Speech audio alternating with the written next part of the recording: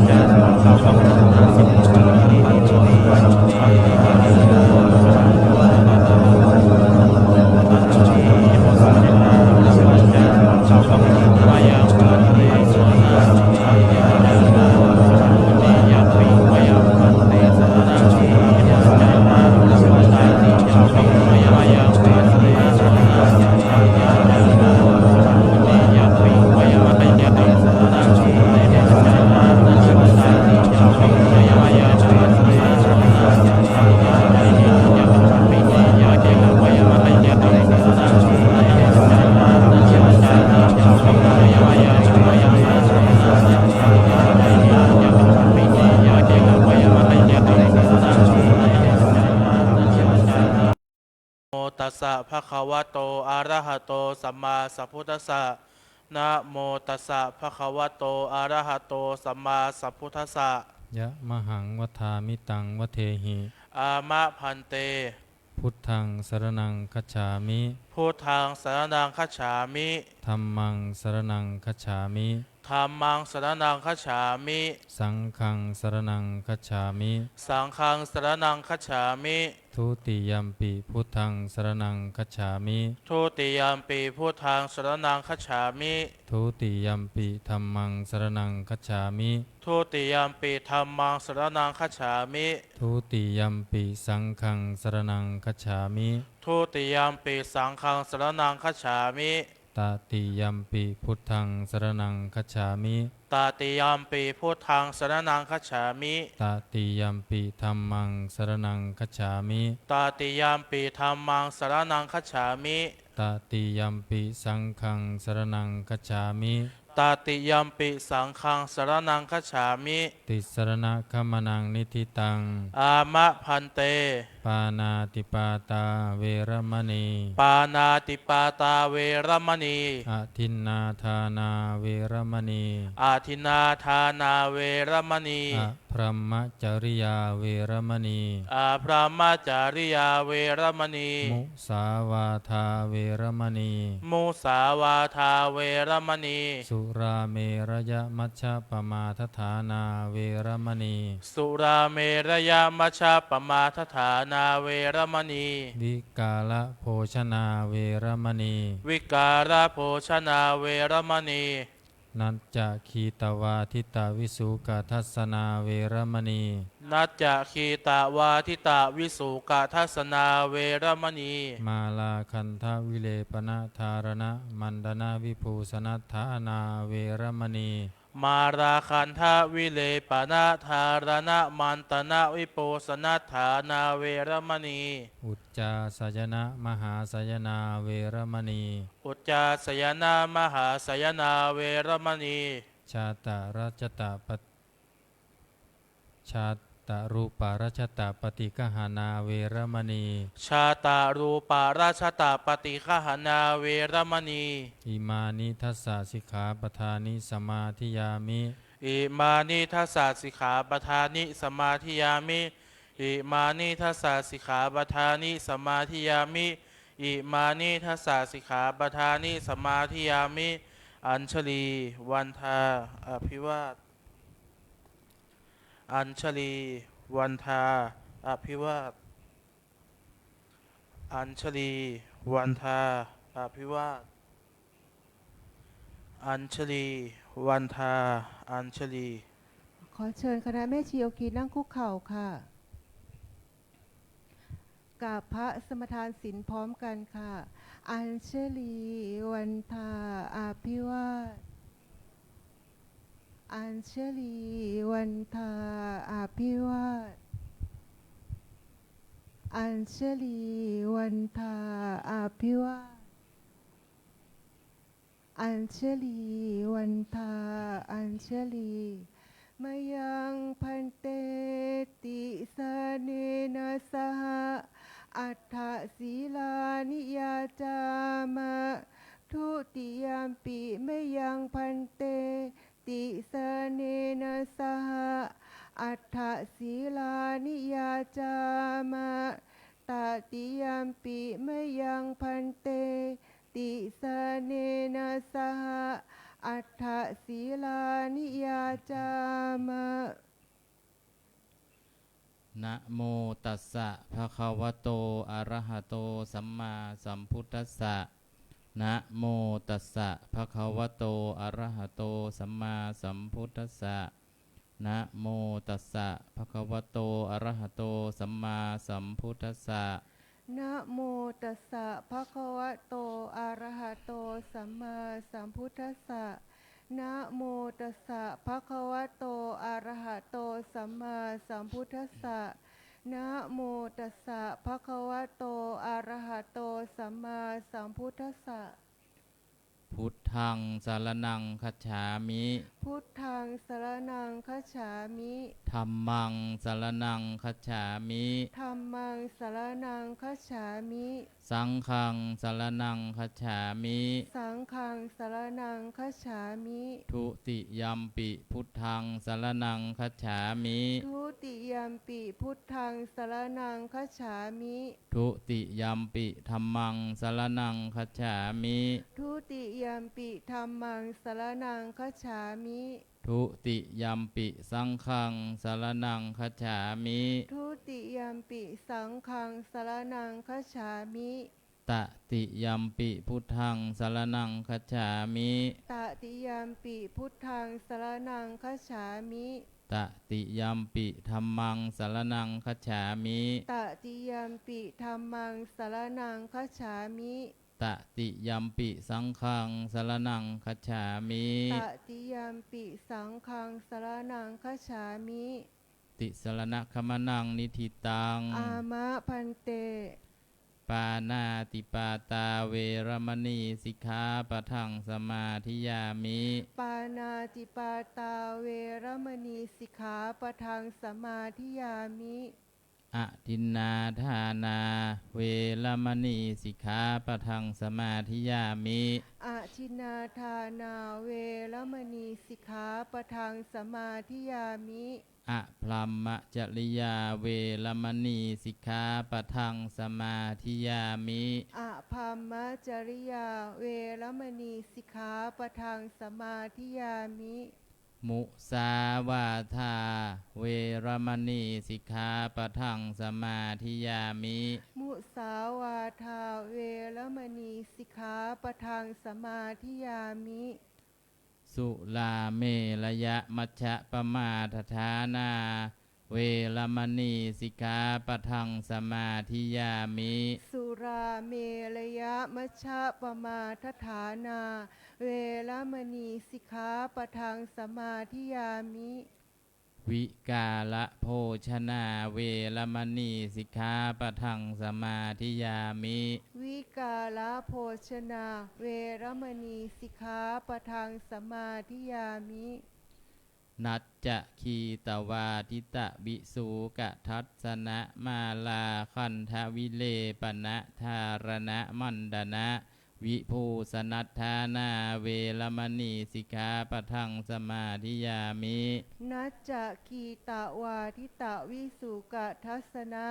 มาราคันทะวิเลปนะธารณะมันธนะวิภูสนัฏฐานาเวรมณีสิกขาปะทังสมาธิยามิ อุจจาสยนะมหาสยนาเวรมณีสิกขาปะทังสมาธิยามิ อุจจาสยนะมหาสยนาเวรมณีสิกขาปะทังสมาธิยามิ อิมานิอัฏฐสิกขาปทานิสมาธิยามิ อิมานิอัฏฐสิกขาปทานิสมาธิยามิ อิมานิอัฏฐสิกขาปทานิสมาธิยามิ อิมานิอัฏฐสิกขาปทานิสมาธิยามิ อิมานิอัฏฐสิกขาปทานิสีเลนะสุขติงยันติสีเลนะโภคสัมปทาสีเลนะนิพุติงยันติตัสสมาสีลังบิโสทะเย สาธุ สาธุ สาธุ อัญชลีวันทาอภิวาท อัญชลีวันทาอภิวาท อัญชลีวันทาอภิวาท อัญชลีวันทาอัญชลี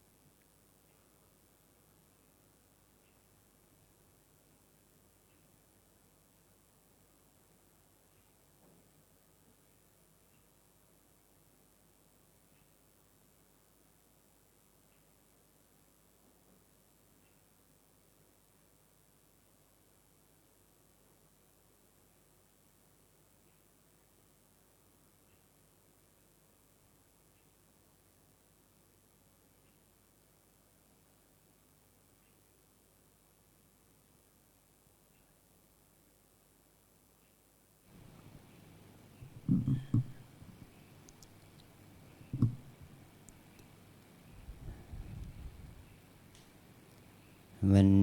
นี้เราจะได้ฟังธรรมในการแสดงธรรมของพระคีราพัฒน์ปัสสาโธท่านได้ไปฝึกการเทศน์โครงการธรรมเพรีที่วัดพระชิตพลวิมลมังคลารามเจ้าคณะใหญ่หนเหนือท่านเจ้าประคุณสมเด็จพระมหาธีราจารย์ทำโครงการฝึกพระนักเทศน์เพื่อจะได้เกื้อกูล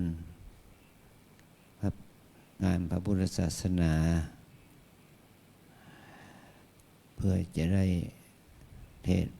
อบรมแก่ศรัทธาสาธุชนพุทธบริษัท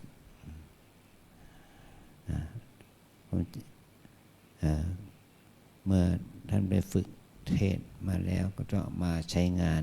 จริงว่าเทศทำจะก่อให้เกิดความศรัทธาปัสสาทะแก่เพื่อนสาธมิกและก็สาธุชนญาติโยมที่มาประพฤติปฏิบัติธรรมเพื่อจะก่อให้เกิดความเจริญแห่งสติปัญญาด้วยในหลักธรรมคำสอนของพระสัมมาสัมพุทธเจ้าขอให้เราทั้งหลายได้ตั้งใจรับฟังคำสอนที่ท่านจะได้เป็นผู้นำมาซึ่งมาสอนมาแนะนำพวกเราทั้งหลายได้เข้าใจหลักธรรมสืบต่อไปขอให้แม่ชีได้อาราธนาธรรมพระมาจะโลกาที่ปฏิสัมปติกัดอัญชลีอันที่วลังอายาจะทาสันติทัสสันตาปาราชาคชาติกาเทเสตุธรรมังอนุกรรมปิมังประชังเท้าสหัมบดีพรหมเป็นบรมในพรหมมาทรงฤทธิ์ที่ศักดากว่าบริษัททุกหมู่พรหมน้อมหัดนมัสการปฏิสถานณที่สมควรแล้วจึงบังคมชุลีบาทพระศาสดาขอพรอันประเสริฐวรเลิศมโหฬารปวงสัตว์ในโลกากิเลสน้อยก็ยังมีขอองค์พระจอมปาฏสุธรรมาศอันลูจีโปรดปวงประชานิท่านจงโปรดแสดงธรรมนิมนต์ท่านเจ้าขาผู้ปีชาอันเลิศล้ำโปรดแสดงพระสัทธรรมเทศนาประวัติ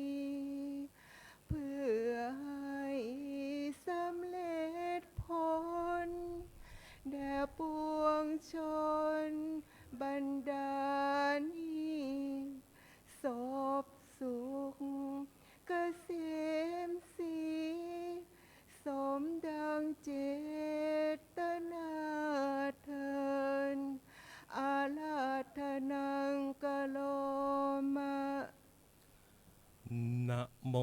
ตัสสะภะคะวะโตอะระหะโตสัมมาสัมพุทธัสสะนะโมตัสสะภะคะวะโตอะระหะโต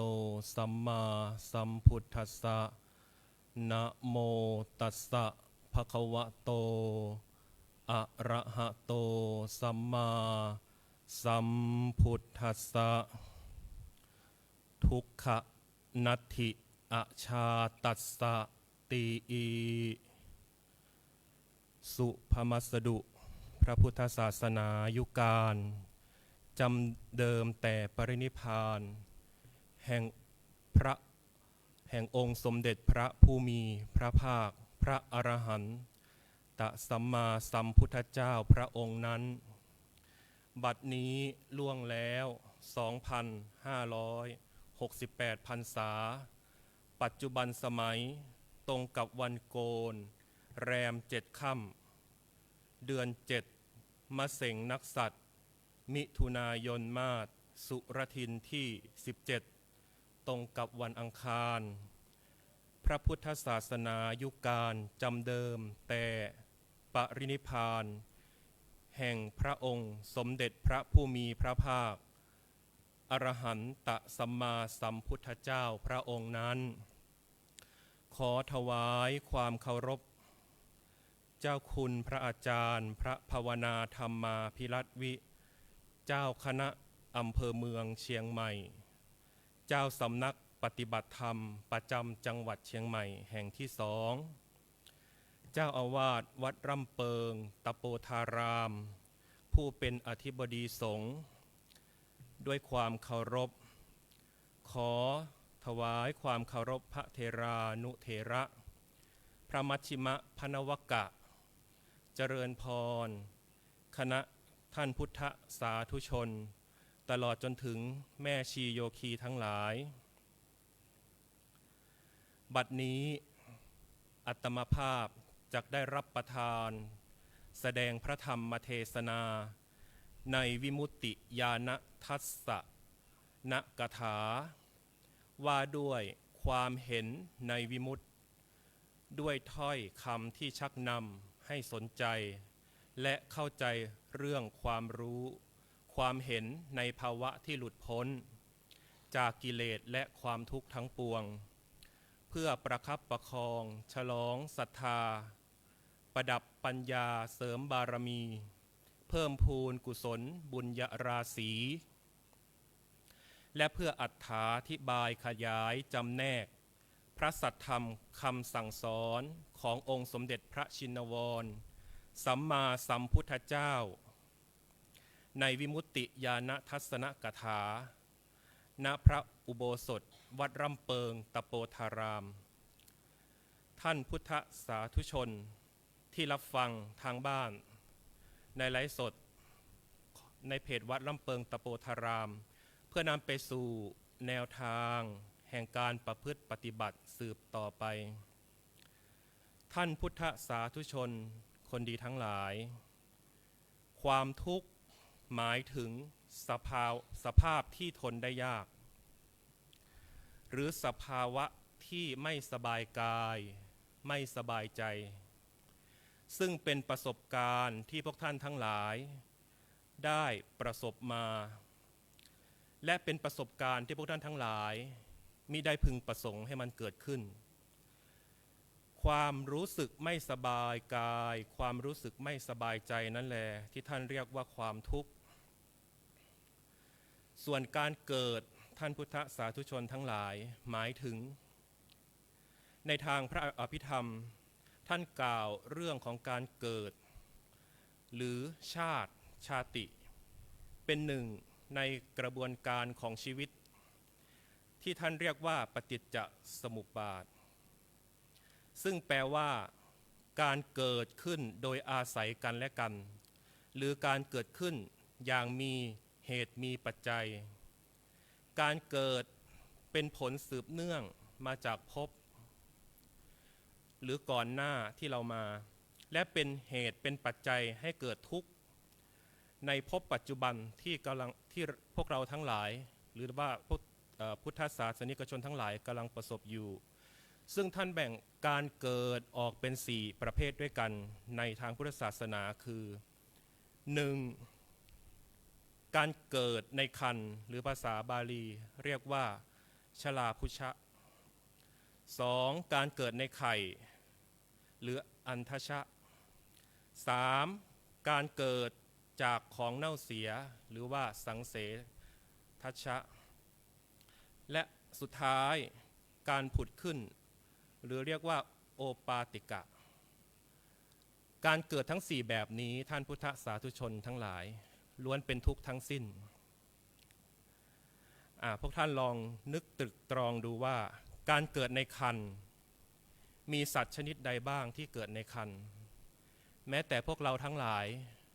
ก็เกิดจากครรภ์ของมารดาของเราส่วนการเกิดในไข่สัตว์ชนิดใดที่เกิดในไข่บ้างอาทินกอะไรแบบนี้การเกิดในของเน่าเสียหรือว่าท่านเรียกว่าสังเสทัชชะเช่นพวกเชื้อโรคต่างๆหรือพวกเชื้อโควิดแอทแทกอะไรพวกนี้การเกิดโดยการผุดขึ้นหรือว่าโอปาติกะโอปปาติกะก็คือเทวดา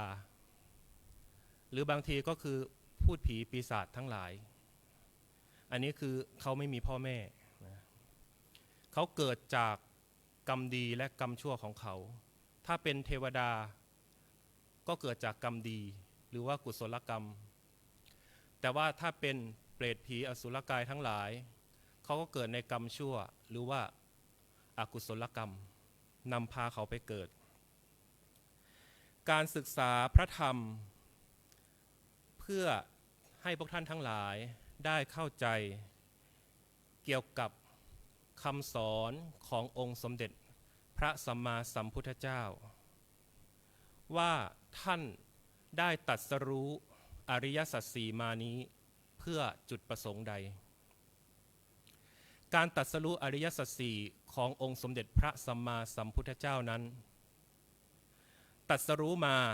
เพื่อที่จะนำพวกท่านทั้งหลายออกจากทุกข์แต่ตรงกันข้ามสัตว์โลกยังพอใจในการเกิดสังเกตจากการที่พวกท่านทั้งหลายไปขอพรตามสถานที่อันเป็นมงคลต่างๆขอพรจากพระเจ้าทันใจเป็นต้นหรือว่าขอพรจากสิ่งศักดิ์สิทธิ์ทั้งหลายที่พวกท่านทั้งหลายเคารพนับถือก็คือการที่พวกท่านทั้งหลายขอให้พวกท่านทั้งหลายได้ไปเกิดทั้งสิ้น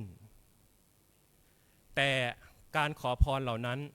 เป็นการขอพรเพื่อที่จะไปเกิดในภพภูมิที่ดีกว่าเดิมแต่การเกิดในภพภูมิไหนก็ช่างในพระอภิธรรมท่านกล่าวถึงการเกิดทั้ง31ภพภูมิไล่ลงมาตั้งแต่อรูปภพ4ชั้นรูปภพ16ชั้นสวรรค์6ชั้นโลกมนุษย์สัตว์เดรัจฉานเปรตอสุรกายตลอดจนถึงสัตว์นรกล้วนมีความทุกข์ด้วยกันทั้งสิ้นแต่ทุกข์คนละแบบสมมุติพวกท่านทั้งหลายนึกภาพคนรวยท่านเปรียบเทียบดั่งเทวดาเขามีความอยากแต่เขาก็มีทรัพย์สมบัติเพื่อที่จะสนองความอยากของเขาให้ความอยากของเขาสำเร็จตามวัตถุประสงค์ของเขาได้ท่านเปรียบเทียบว่านั่นคือเทวดาแต่ตรงกันข้ามกับเปรตผู้ที่มีความหิวโหยอยู่ตลอดเวลาล้วนมีความอยากถ้าเปรียบเทียบกับมนุษย์ก็คือคนจนคนจนนี้มีความโหยหิวอยากมีอยากเป็นเหมือนคนรวยแต่คนจน ไม่มีทรัพย์สมบัติที่จะไปสนองกิเลสตัณหาของตัวเองให้สมใจเหมือนคนรวยคนจนจึงถือว่ามีความทุกข์มากกว่าคนรวยแต่ไม่ว่าคนจนหรือคนรวยก็ล้วนแต่มีความทุกข์ด้วยกันทั้งสิ้นทุกข์ท่านแบ่งออกเป็นสองหนึ่งทุกข์ทางกายอาทิเช่นการเจ็บไข้ได้ป่วยหรือแม้แต่พวกท่านนั่งฟังพระธรรมเทศนาอยู่ตอนนี้ก็มีความปวดขาเป็นต้นอันนี้ก็คือความทุกข์ทางกายและความทุกข์อีกประเภทหนึ่งท่านเรียกว่าความทุกข์ทางใจความทุกข์ทางใจยกตัวอย่างเช่นความหงุดหงิดความฟุ้งซ่านหรือเวลาที่พวกท่านทั้งหลายปฏิบัติธรรมแล้วมีความรู้สึกว่าไม่อยากปฏิบัติเกิดความเบื่อหน่ายอยากหนีจากทุกข์นั่งสมาธินานก็ไม่ได้เวลานั่งสมาธิจิตก็เพ่งเล็งอยู่กับเข็มนาฬิกาหรือว่าเสียงของนาฬิกาไม่ได้อยู่กับปัจจุบันที่เรากำลังพองหนอยุบหนอเนี่ยสิ่งเหล่านี้ท่านเรียกว่าความทุกข์ทางใจ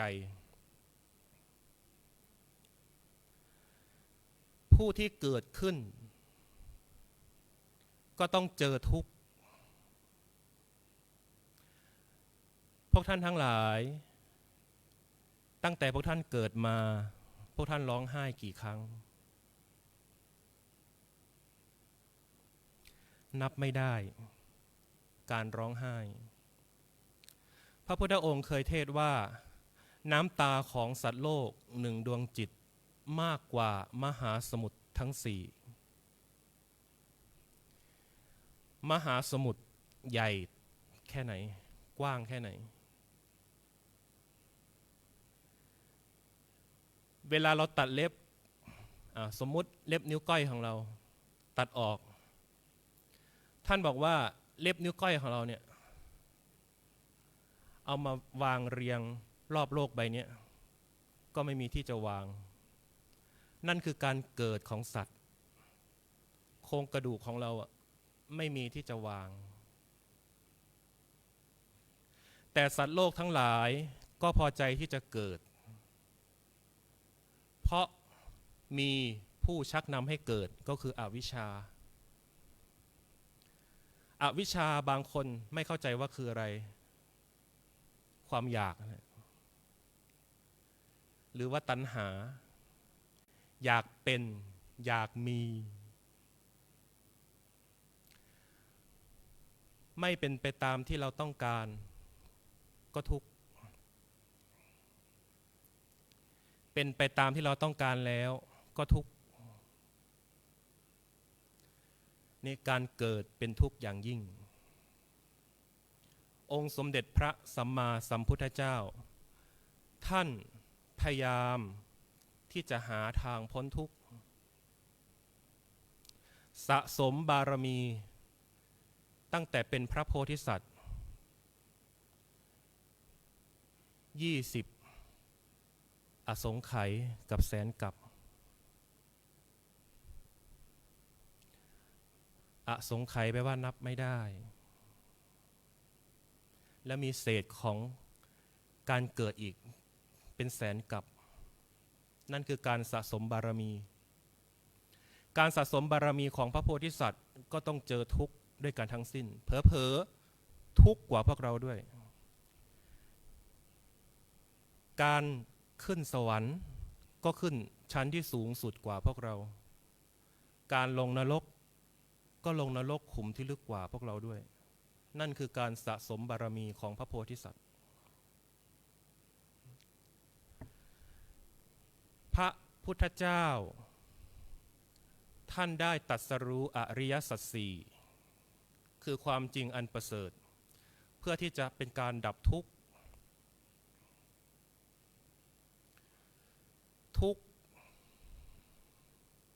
เจอทุกลมหายใจหายใจเข้าก็ทุกข์หายใจออกก็ทุกข์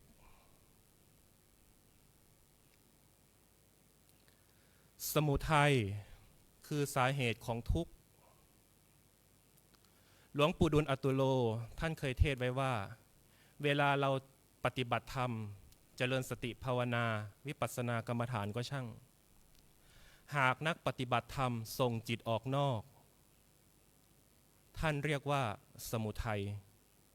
สาเหตุของทุกข์ผลที่เกิดจากการส่งจิตออกนอกก็คือทุกข์หากพวกเราทั้งหลายเวลาปฏิบัติธรรมส่งจิตเข้ามาท่องเที่ยวอยู่ในร่างกายของเราตั้งแต่ผมจรดปลายเท้าหรือว่าดูลมหายใจเข้าออกก็ดีดูท้องพองท้องยุบก็ดีนั่นคือการส่งจิตเข้าข้างในท่านเรียกว่ามรรคคือทางเดินออกจากทุกข์ผล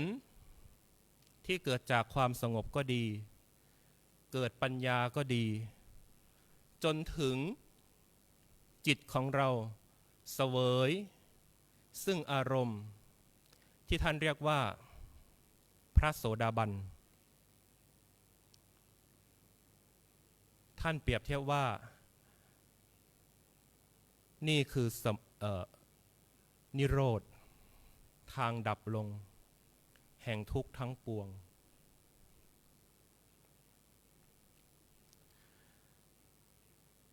พระโสดาบัน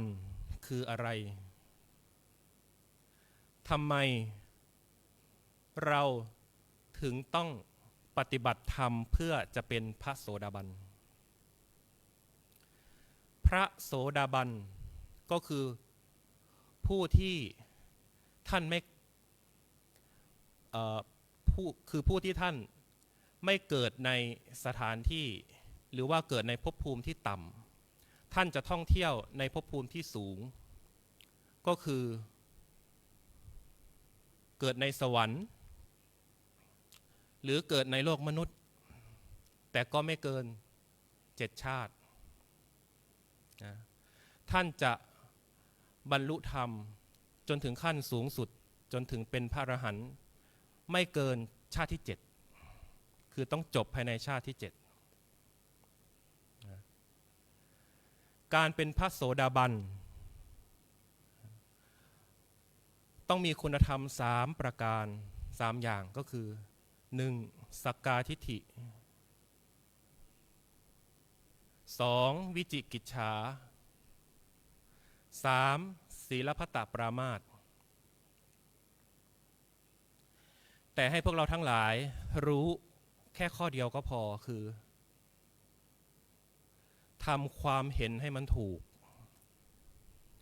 การทำความเห็นให้มันถูกเปรียบเสมือนว่าเราคือผู้ใหญ่ความคิดของเราเป็นผู้ใหญ่แล้วไม่ใช่ความคิดของเด็กเด็กกับผู้ใหญ่ไม่ได้วัดกันที่อายุไม่ได้วัดกันที่ชาติกำเนิดไม่ได้วัดกันที่ฐานะแต่เป็นการวัดกันที่ความคิดเป็นการวัดกันที่อารมณ์เหมือนพวกท่านทั้งหลายมาปฏิบัติธรรมในวัดร่ำเปิงสามารถกำหนดได้สามารถตอบคำถามพระวิปัสสนาจารย์ท่านได้เกี่ยวกับสภาวธรรมต่างๆแต่พอพวกท่านไม่กำหนดแล้วเจอสภาวธรรมที่ทดสอบอารมณ์ของพวกท่านเช่นเสียงเขานินทา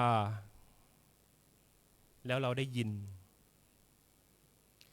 หรือเขาด่าเราซึ่งหน้าให้เราอับอาย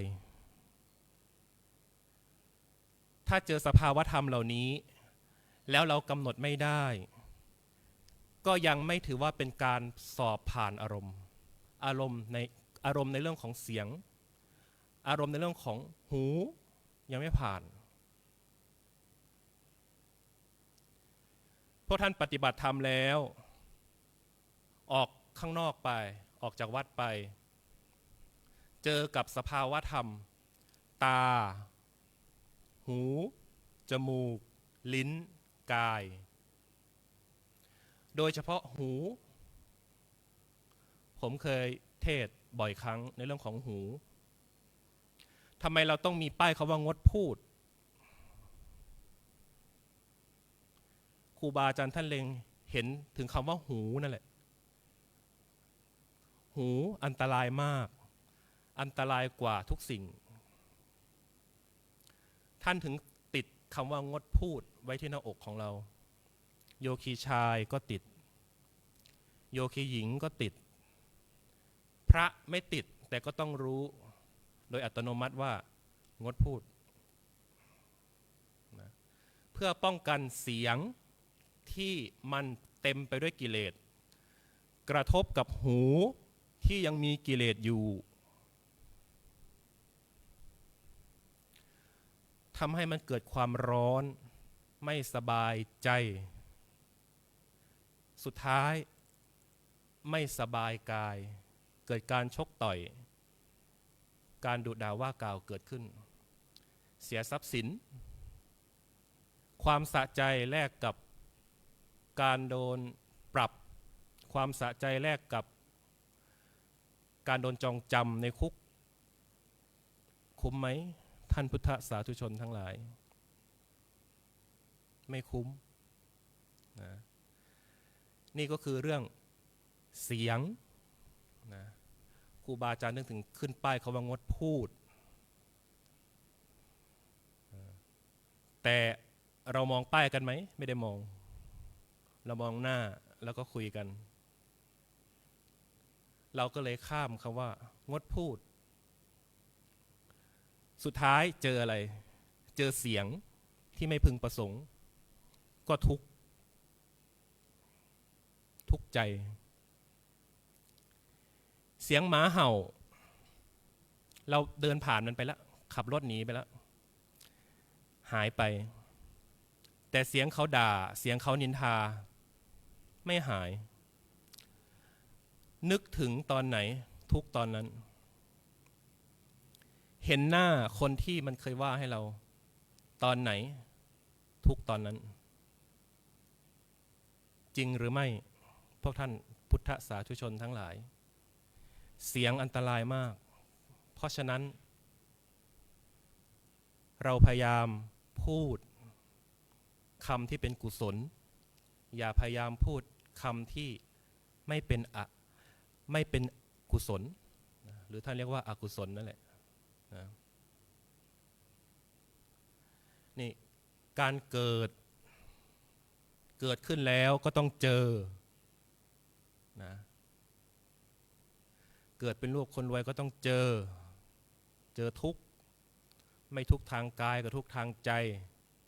นะหนีไม่พ้นจากทุกข์แม้แต่เศรษฐีมหาเศรษฐีที่รวยที่สุดในโลกมีตังค์ที่จะนั่งยานอวกาศออกนอกโลกก็ยังเจอทุกข์นอกโลกก็ยังมีทุกข์หนีทุกข์ไม่พ้นนั่นแหละพระพุทธองค์ถึงค้นคว้าหาธรรมะมาเพื่อที่จะให้พวกเราได้ออกจากทุกข์แต่มันตรงกันข้ามพวกเราทั้งหลายยังอยากเกิดอยู่พระธรรมคำสอนขององค์สมเด็จพระสัมมาสัมพุทธเจ้าจึงยังเห็นผล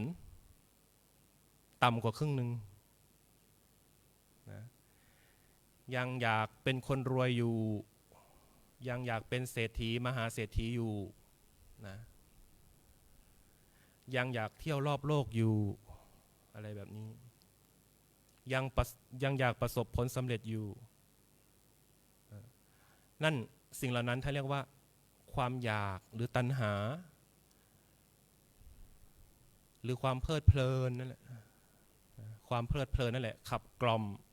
ให้เราออกจากทุกข์ไม่ได้ ตัวนั่งสมาธิเดินจงกรมอยู่ในวัดรำเปิงได้ยินเสียงเพลงที่เขาเปิดจิตก็อยู่กับเพลงที่เขาเปิดข้างนอก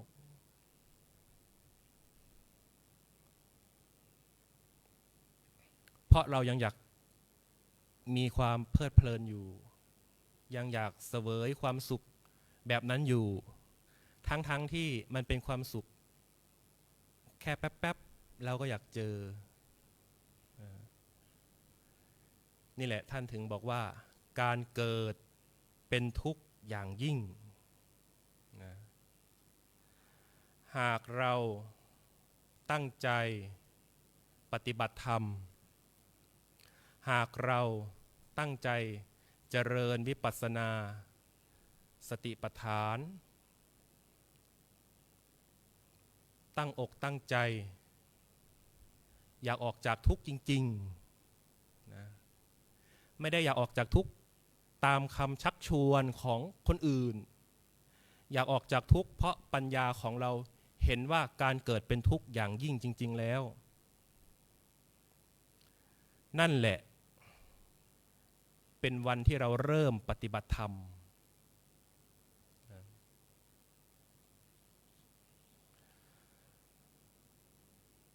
ความละเอียดลึกซึ้ง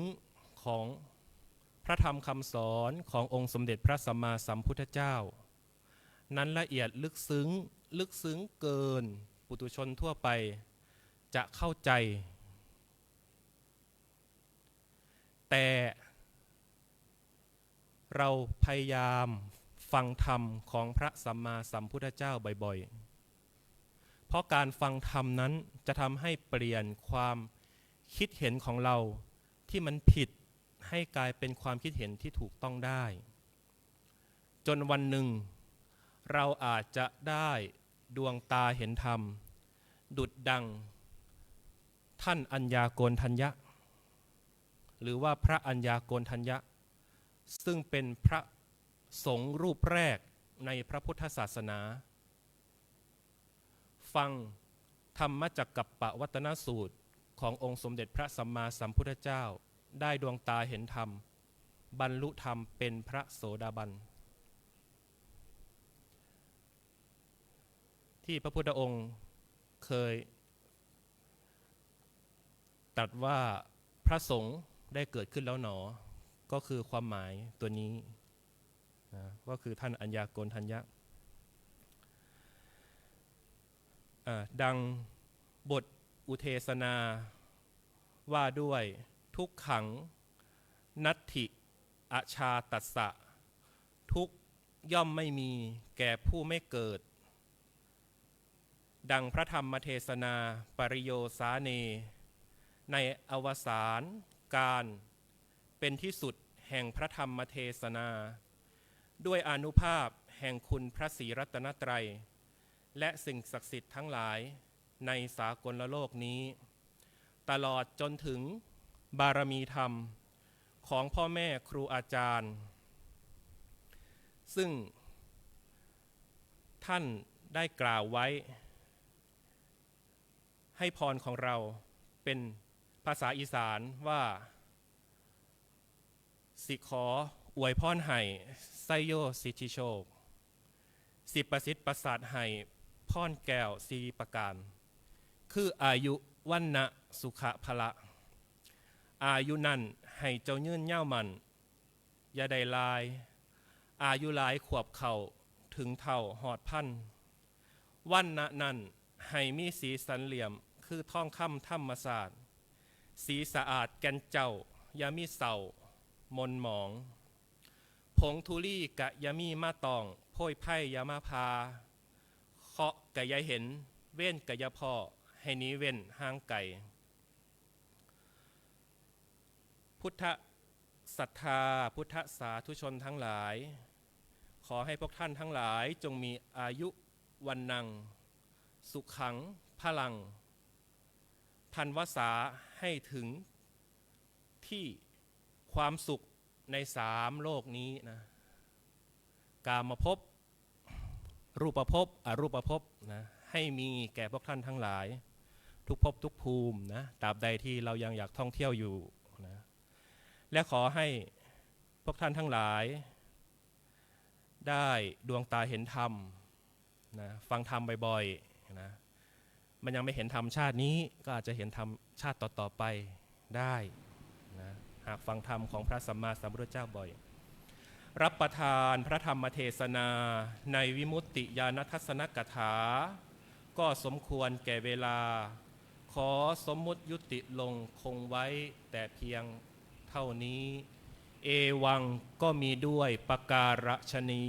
หันธรรมยังสาธุกรังกโรมาเซสาธุสาธุสาธุอหังพุทธังจะธัมมังจะสังฆังจะสรณังคตาอุปาสิกตังเทเสสิงภิกขุสังฆสะสัมมุขาเอตังเมสรณังเขมังเอตังสรณมุตตมังเอตังสรณมะคมะสัพพะทุกขาปมุญเจเลยะถากรังกะเรยหังสัมมาสัมพุทธศาสนังทุกขานิสรณเสวะภาคีนิสังอนาคเตกายเยนะวาจายะวเจตสาวาพุทเทกุกมังปกตังไม่ยายังพุทโธปฏิคันหัตุอจยันตังกาลันตะเลสังเวตุงวพุทเทกาบค่ะกายเยนะวาจายะวเจตสาวาธัมเมกุกมังปกตังไม่ยายังธัมโมปฏิคันหัตุอจยันตังกาลันตะเลสังเวตุงวธัมเมกาบกายเยนะวาจายะวเจตสาวาสังเคกุกมังปกตังไม่ยายังสังโฆปฏิคันหัตุอจยันตังกาลันตะเลสังเวตุงวสังเคกาบ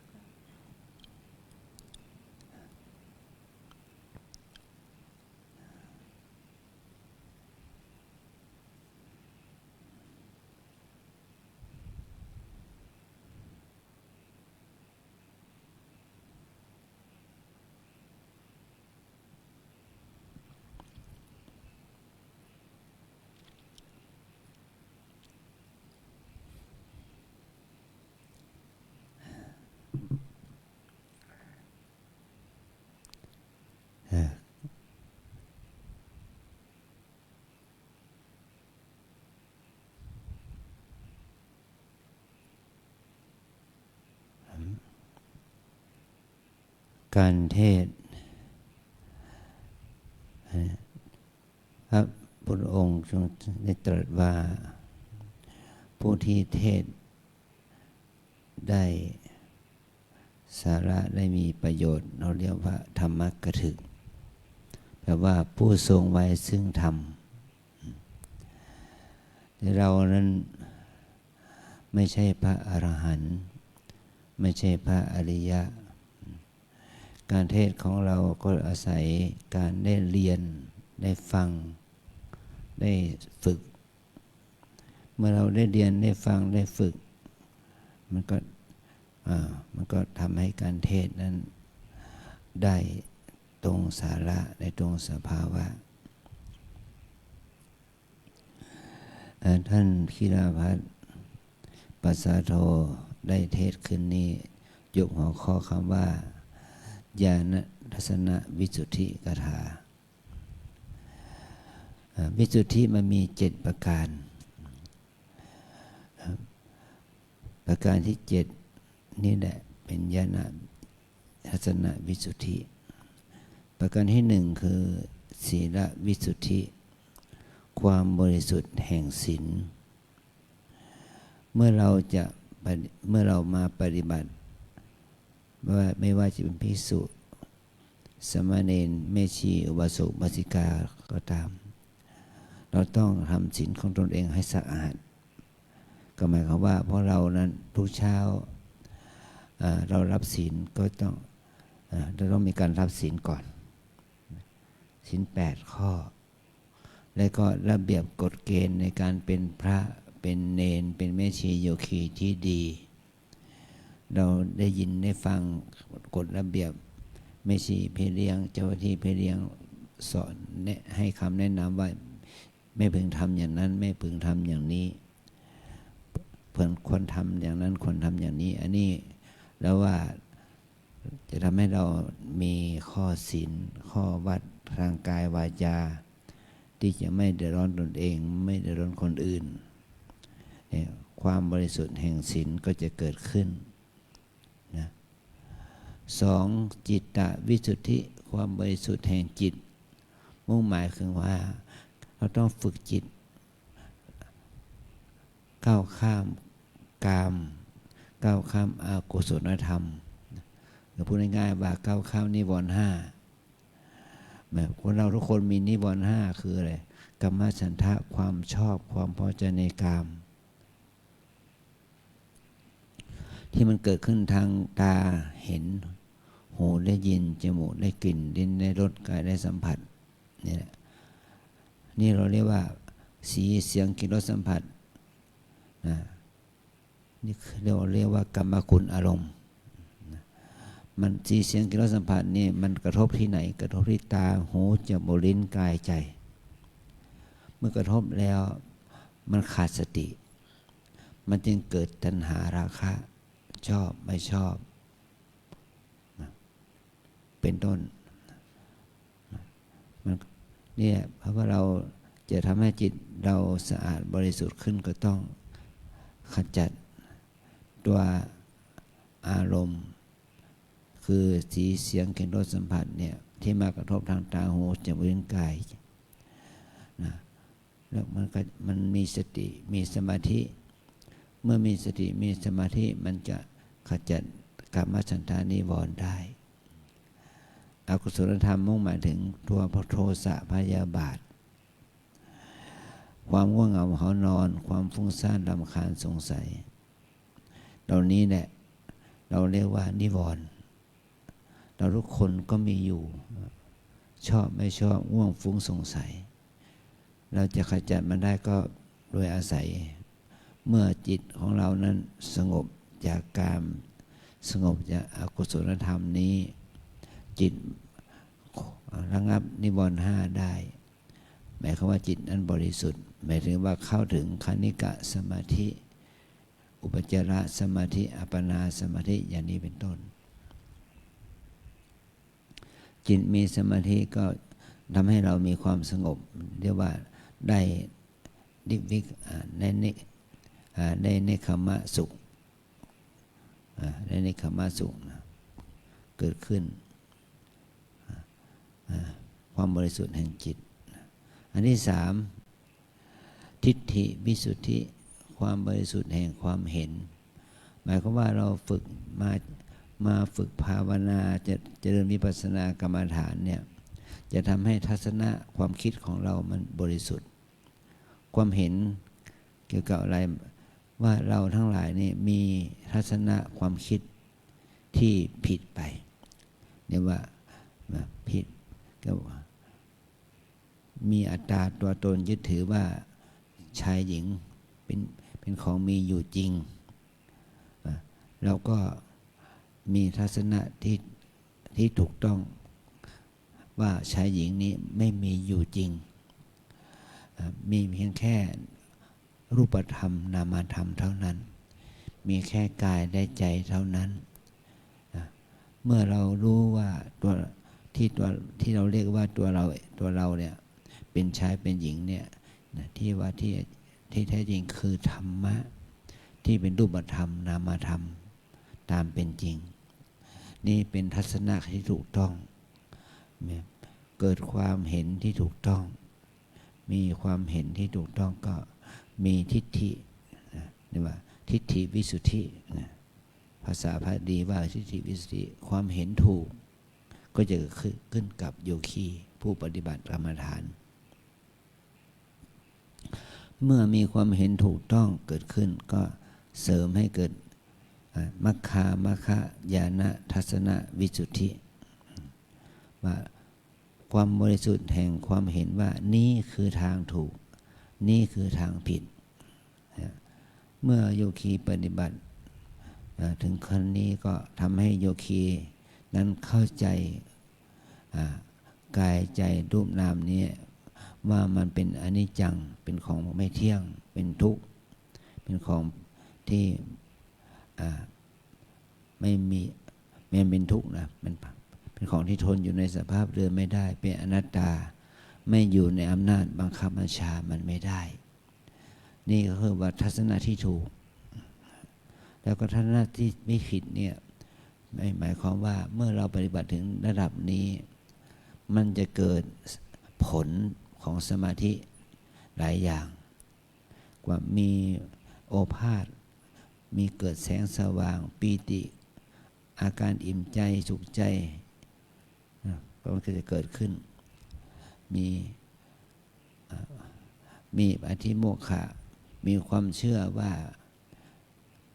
สิ่งนี้เกิดขึ้นกับเราเนี่ยมันเป็นธรรมะที่เป็นสัจธรรมหรือว่าเป็นอะไรก็ตามแต่มีความเพียรมีปิติอะไรเกิดขึ้นถ้าเราไม่ไปเข้าไปติดมันเข้าไปยึดถือมันก็เป็นอมัคคะเป็นทางที่ผิดถ้าเรารู้เท่าทันมันเข้าใจถึงความเป็นอนิจจังทุกขังอนัตตาของกายใจนี้นี่เนี่ยเป็นมัคคะเป็นทางที่ถูกเป็นในความบริสุทธิ์แห่งความเห็นว่านี่เป็นทางผิดทางถูกอย่างนี้เป็นมัคคะญาณทัศนวิสุทธิเมื่อความเห็นถูกอย่างนี้เกิดขึ้นแล้วมันก็ไปเสริมสร้างปฏิปทาข้อปฏิบัติที่ดี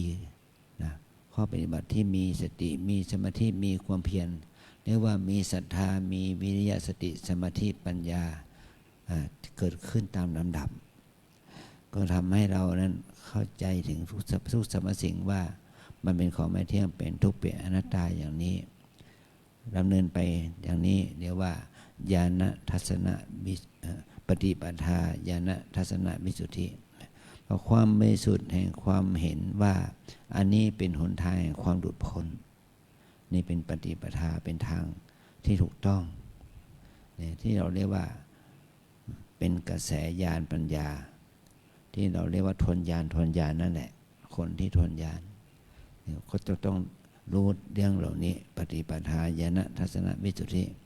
ครั้งแล้วครั้งเล่าเมื่อปฏิบัติถึงปฏิปทาญาณทัศนวิสุทธิแล้วมันจะเข้าสู่โลกุตตรมรรคเรียกว่ามัคคาเรียกว่าปัจญาณทัศนวิสุทธิญาณทัศนวิสุทธินี่คือการเข้าสู่โลกุตตรมรรคทำให้บุคคลนั้นจับความเป็นปุถุชนได้เป็นพระโสดาบันหรือถ้าวิสุทธินี้เกิดขึ้นกับพระโสดาบันก็จะทำให้ท่านเข้าถึงพระสกทาคามีถ้าวิสุทธิเหล่านี้เกิดขึ้นในพระสกทาคามีก็จะทำให้ท่านเข้าถึงพระอนาคามีเมื่อปฏิปทาญาณทัศนวิสุทธินี้เกิดขึ้นกับพระอนาคามีก็จะทำให้ท่านเข้าถึงความเป็นพระอรหันต์นี่คือญาณทัศนวิสุทธิของพระโสดาบันก็ละกิเลสได้อย่างต่ำ3ตัวพระสกทาคามีก็ละกิเลสได้แบบขัดเกลาและพระอนาคามีก็ละกิเลสได้คือละกามฉันท์ราคะและปฏิฆะโทสะได้ถ้าปฏิปทาถ้าญาณทัศนวิสุทธินี้เกิดขึ้นกับพระอรหันต์ก็ละกิเลสทั้งปวงได้เป็นผู้ที่หมดจากกิเลสทั้งปวงอย่างนี้เรียกว่าเข้าถึงญาณทัศนวิสุทธิระดับพระโสดาบันระดับพระสกทาคามีระดับพระอนาคามีหรือระดับพระอรหันต์เป็นที่สุดนะนี่เราจะปฏิบัติให้เข้าถึงธรรมะระดับปฐมระดับล่างสุดจนถึงระดับสูงสุดนี้ได้ก็เมื่อเราจะต้องเข้าใจเรื่องของอริยสัจ4เข้าใจเรื่องของทุกขอริยสัจว่า เข้าใจเรื่องถึงว่าสมุทัยอริยสัจเข้าใจเรื่องของนิโรธาอริยสัจและเข้าใจเรื่องของมรรคอริยสัจเข้าใจอริยสัจสี่คือทุกข์สมุทัยนิโรธมรรคนี้ตามเป็นจริงมันจะทำให้เรานั้นได้ตัวปัญญาได้ทัศนะความเห็นที่ถูกต้อง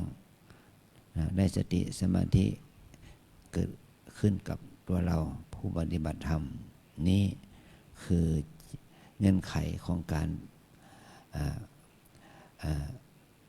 ได้ฝึกปฏิบัติได้ฟังธรรมนะขอให้เราทั้งหลายได้เอาใจใส่ใจเพื่อให้เกิดตัวปัญญารู้หมายความว่าอารมณ์ที่เกิดขึ้นทางตาหูจมูกลิ้นกายใจเนี่ยมันไม่ใช่ตัวกิเลส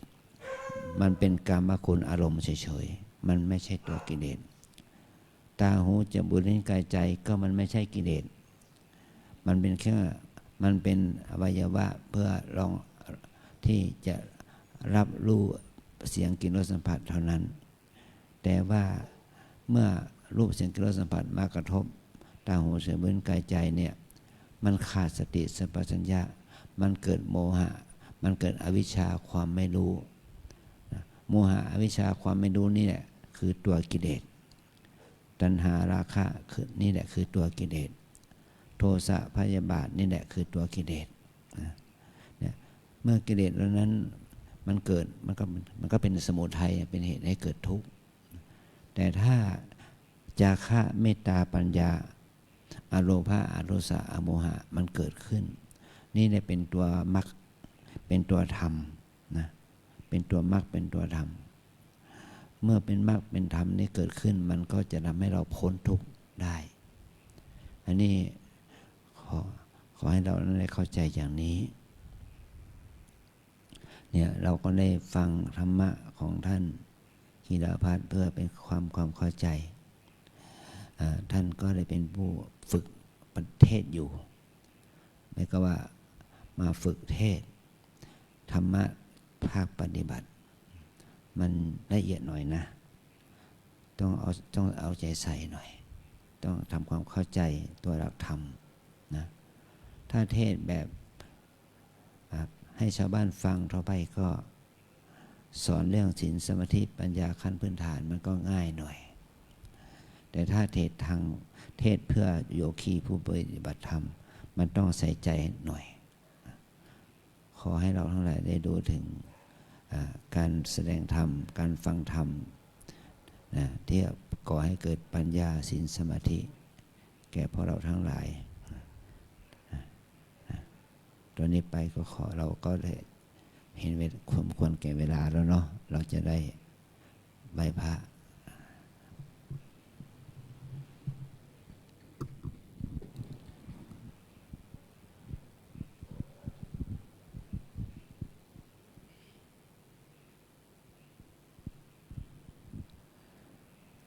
อรหังสัมมาสัมพุทโธภะคะวาพุทธังภะคะวันตังอภิวาเทมิสวากขาโตภะคะวะตาธัมโมธัมมังนามัสสามิสุปฏิปันโนภะคะวะโตสาวกสังโฆสังฆังนะมามิ